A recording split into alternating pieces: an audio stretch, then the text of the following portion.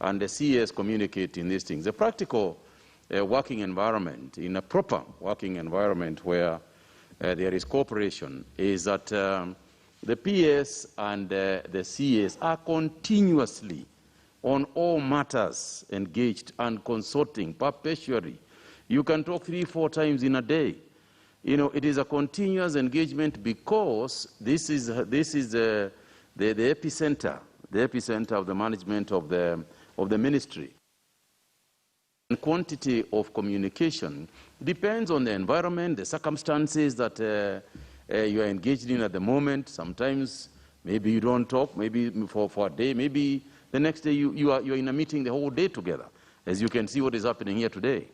So I just wanted to clarify that for you, that it is continuous engagement. And generally speaking, if there is an issue of importance, the CS will obviously get involved. For example, when on the last matter that you are raising, on the matter of people wanting the direct communication between, you know, KEMSA and the Treasury telling us, obviously we must consult. And on the basis of such a consultation, I will then tell the PS, cancel those things, all of them, which is exactly what we did.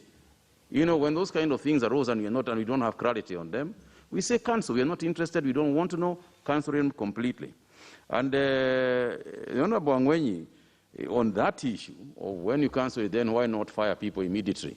I think that, as you noticed, if you look at the timings between when all those things were happening and today, quite a bit has happened.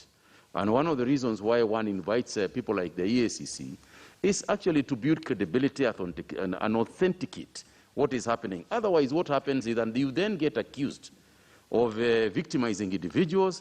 You get accused of all sorts of mismanagement yourself. You know, when you're trying to build some efficacy between the decisions that you're making. On the matter that, first and foremost, I also want, where is Duale? He's gone. I also wanted to thank God for my friend Duale, because I didn't know that he was in such a state, and I'm very happy, and I'm so happy to hear that you have recovered. The last time we spoke, you are okay, so I didn't know where you disappeared to, but God is kind and God is good that you are here with us today. It is because of his mercy and blessings, and we thank him.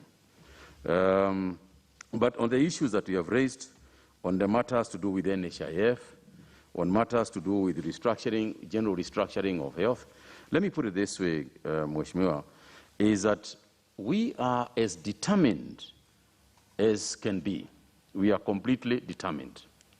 And the part of the fights that we are engaged in relate to the idea that these things must be reformed. Because if we don't reform them, then we might as well go home. We are wasting time. And I'm glad to report to you that if there is one institution which I can see going the right direction, it is the NHIF direction. But I'm also happy, and I thank Parliament, because the support of Parliament, you see, let's not forget how insurance works. This is an insurance company. Insurance works on the basis of probability of sickness of one individual. So the more people we have insured in NHIF, the lesser, the cheaper it will become, and the greater our ability to cover everybody in the country. Because UHC, which Honorable Sheikh is talking about, UHC, can only work if NHIF is working. Otherwise, it will be abused in a manner that you don't believe. So we have to introduce serious reforms. In the next couple of weeks, we are going to introduce biometric recognition of persons who are going to use NHIF. The reason being, then you can build data that can help you make decisions going ahead and that can reform the institution. But I can tell you that there's a lot of work currently going on in NHIF to restructure that particular health institution. Honorable Wino, I could not agree more, and I think the same theme keeps coming back. The issue of reforms at the NHIF. It has been requested by donors, it's been requested by Parliament, and I can confirm, Bwana Owino, honorable members, that this is something that we are working on. I just ask for a bit of patience, as we do it, so that we do it also in such a manner that you don't do it and then you take 2 steps forward and you take 3 steps backwards. It's important for us to do it and do it holistically in an informed and structured manner. It's a management issue. And as for the governors, I think one of the reforms that is likely to come in NHIF, in KEMSA, is that this monopoly institution, the monopolization of every purchase, I think that needs to be reformed. And I have read the Act. I know what the Act says. But there are some things that do not have to be performed at KEMSA, that can be performed even at the county levels, provided that the oversight, even at the county levels, is just as good. And the directions that we give as a ministry include pricing, because on the other hand, you don't want to jump from the frying pan and then you go into the fire. But I agree with you completely. We have to reform it. The role of the board, I think that Honorable Wino had spelled out the board role very, very effectively in terms of CAP 446 and the other legislation items that you raised yourself regarding how we should relate. In terms of budget approvals are by the ministry. The running of the institution is by the board, and the board overlooks the management, what the management is doing on a day-to-day basis. But we must remember that the board chair is not an executive member of management. They are not executive members. If you look at the board, the Act itself, the board chair is a non-executive chairman, and that it spells out very clearly. So it is guidance, it's provision of guidance, provisions of decisions so that they can they make those decisions collectively. It's running the institution, but it's not in executive terms. It is in collective advisory terms. Madam Chair, on the matter regarding the decisions and the relationship between ourselves and specifically KEMSA, I think I've explained that, and the decision and the reasons why there was constant communication, written communication, between the PS and the institution is because, as you rightly said, the PS is the accounting officer and has got to be careful, and we have to watch out on what is happening. And if you read the documents that you have, you will see the savings that were made because of that communication. You will see the decisions and the items that were done because of that communication. Otherwise, if we don't do that, it would have gone wild. I think the final thing for me to say also is that in talking about the board is also to remember that 3 members of that board are very new, and going forward, we will simply have to wait. As far as KEMSA is concerned, we will have to wait and see what they say in terms of the investigation results, and I think it's good for us to give them time, so that when we make those decisions, we make them holistically. I thank you. Chair. Thank you. Chair. Yes. Chair. Point of order, Chair. What is out of order? Chair, I think I'm not satisfied with CS answer to my questions. Because Maybe one, we wait I for asked the him, PS to Chair. respond, then Sorry? he might be satisfied. Chair, I asked him, one, the relationship between his office and the office of the PS. It was Chair, answered. Chair, I wanted to know if all the communication pertaining to procurement of COVID products, all letters which originated from the PS office, was the CS aware? Secondly, Chair, I asked the CS of the rumors going around that he is the one who was misadvising the president. Okay, Until, Chair, please allow me to talk, unless you are with them. Cross, because of time. No, Chair. I think Chair. it's sort of, let's him respond. Allow me to. And let's not dwell a lot on rumors here. Yes, So I'm asking. let him Then allow respond. me to ask the CS. The CS, what brought about the changes or the restructuring which was there in the ministry? And why was it halted? Kenyans want to know. Were you guys trying to do some cover-up, or what was the issue? Madam Yes, Chair, yes. Madam Chair, can I start with the last one? First of all, Honorable Koros, you know we respect each other, and we like each other. But let me put it this way: matters and decisions of the president are not subjected to discussions with the likes of B. The president is free and in accordance with our constitution to make all those appointments. Who he consorts, who he doesn't consort, is a matter that I'm not privy to. Secondly, on the issue of my relationship with the relationship between a PS and a CS, I think I have explained that generally speaking, there are no decisions that are taken by the PS without consultations with the CS, unless they are of day-to-day nature, which don't need directives from the CS. Otherwise, why would there be two offices? There might as well just be one office and the person does it. So there are the day-to-day operations of the ministry in terms of the accounting procedures, in terms of all those things. Those are issues to do with the PS. On policy and strategy and so on, these are issues to do with the CS. However, the practical situation on the ground, Honorable Koros, is the same as you run in every other institutions. And communication, constant communication between the PS and the CS is a foregone conclusion. And I think that really settles that question. I thank you. Chair, Thank you. Chair, Could you don't respond to my question. Which one, Senior? That they have scaled down testing. Okay. I'm sorry. Yes, it is true. It's true, Honorable Jimmy Angwanyi. It is actually true that the scaling down is essentially as a result of the fact that we ran two systems of tests. We ran a manual system, and we ran an automatic system, an automatic PCR system. Now, what is currently happening across the world is that because of the automatic testing system is based on equipment that gets reagents from America. The Roche reagents come from America. America, in the meantime, have placed an embargo on the exportation of any reagents, both on the Roche machines and the Abbott machines, because of their own domestic situation. Therefore, we have resorted now to manual testing.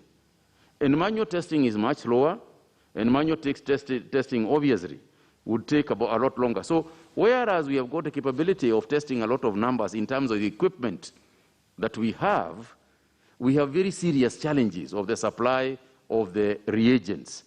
And I know this because I have been on KEMSA the whole day, even before I came here, telling them we must look for these reagents so that we can continue testing. And this is why I was saying there is a formal restructurings of engagements. But in a crisis like this, I cannot go to my office and write a letter to the chair to tell him go and look for reagents. Neither can the chair tell me I'm non-executive, therefore, I am not involved in that deal. These are things that are crisis management and things that bring all these things together in a rather informal and fast-tracked manner, rather than just the formalities. So we are looking for those reagents, and as soon as we get them, then you'll see the upscaling of our testing. But let me also take this opportunity to say that when there is community spread, like exists now in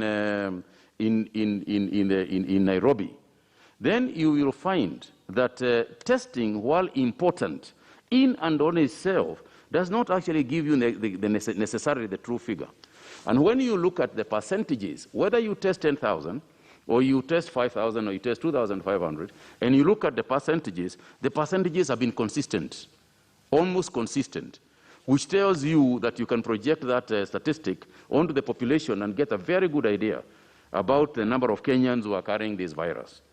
So we are working as hard as we can. We are facing that global challenge. It's not a Kenyan challenge. It's a global challenge. I submit. Thank you. PS.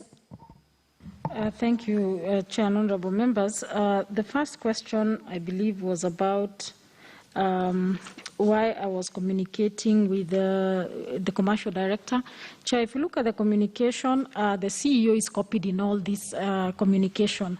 And again, this is a crisis, and as long as we got the information and there was that engagement going in, then really I didn't see anything wrong with that, Chair, because this was not communication that was done outside of the CEO. He was very aware.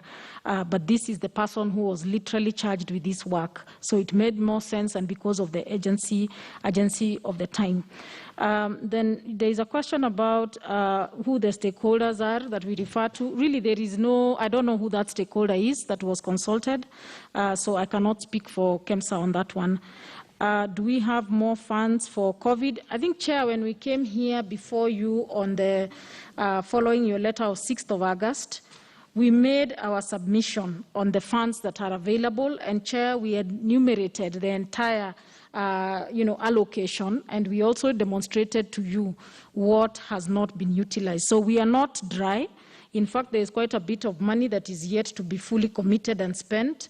And so, Chair, I would really wish that you make reference to our submission that was made following your request of 6th of July that you had asked that we share, and we did very comprehensively. Chair, on the issue of the UHC funds, I believe that that will be something that also KEMSA will be sharing with you, since they are also responding to this question. But we monitor very closely, and as you can see, most of the funds came towards the end of the financial year. And we believe that a lot of the items are also still under procurement, given that procurement is not a process of a week or a month.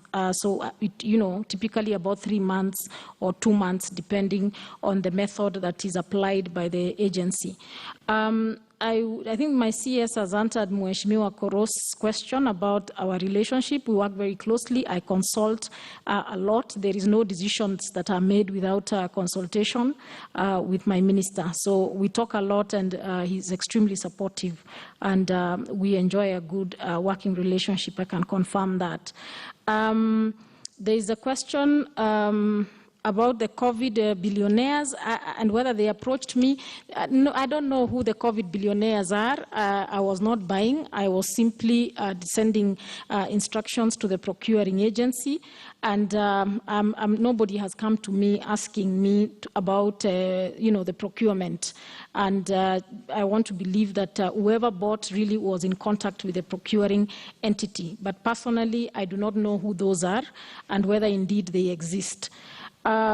What about KEMSA writing directly to the National Treasury, and did they pay the 2 billion? Chair, I want to believe that KEMSA will be coming in to appear before you tomorrow, and they can confirm whether this payment was made. The board has been on this work, and Chair, as you realize, all these things have happened within a very short span of time. We are talking about March and now, just about 4 or 5 months. So I think even the fact that we were able to pick these things early is very indicative of the fact that we were on top of issues, and otherwise this is something that perhaps could not have emerged as quickly. And the board is well seized. Of course, when we received the communication from the National Treasury about the 5 billion, we alerted the board, and that is why they took up a quick audit to see how much had been spent, and I'm sure they can share that with the committee when they come. Again, the question of any instructions and who could have pushed or influenced, again, I have not been under any influence or any pressure. Really, I don't procure. This is done at the KEMSA, and they follow due process. But I'm sure they can justify the method that was applied for each and every of the consignments and commodities that were being procured. On the issue by Mheshimiwa Joyce, I believe, where she notes that there was a supplier called Klieg, and she's directly asking whether that was within the 758 million budget. I can state to you very categorically that Klieg is not among those suppliers, at least going by what has so far been paid. As you can see, our budget is 758 million, and going by the allegations out there, they may have had something like 4 billion. I do not know, but I'm aware that it is not within this, neither is that amount within the 7 billion that KEMSA spent on purchasing the commodities. So no monies were paid because there's that feeling that there's a loss. As the CS said, we do not have actual loss of public funds.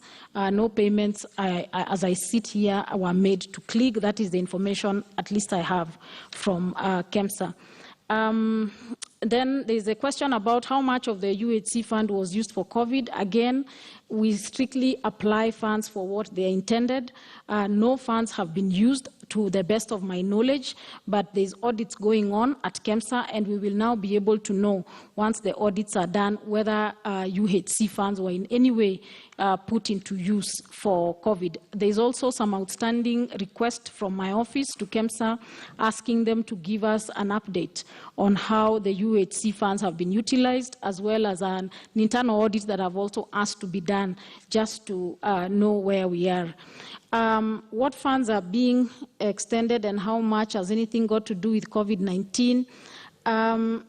I don't get this, but as I said, Chair, we submitted, when we came last to the House, to this committee, we submitted the entire budget and how it has been utilized and what balances remain and what is intended to be used for what. I have had this whole question about from Mheshimiwa Mohamud about my role as an accounting officer and the sagas. Indeed, yes, I have some responsibility, but the boards also have responsibility. And, Chair, we have seen many state corporations having challenges, and usually it is the management and the board that are put to task on what has happened there, because you would imagine the ministry has got almost 7 or 8 state corporations. Getting into the intimate details in there may be a challenge, but we work very closely with the alternate members of the board who represent the ministry, and at any time that there is an issue of concern, I would raise it with them, or sometimes even appear in person to address those concerns. There's a question from Mheshimiwa Captain Ruda about the letters and whether there's a record about them. These are official communication that can be authenticated. If you go to the delivery books and the receipt books at the various ministries and organizations, you will actually be able to track and confirm that these are valid communication. As I said, both World Bank and both the Auditor General recognize emails as official communication. And we also are very aware of the fact that we are under oath and we really cannot come to mislead the House, deliberately.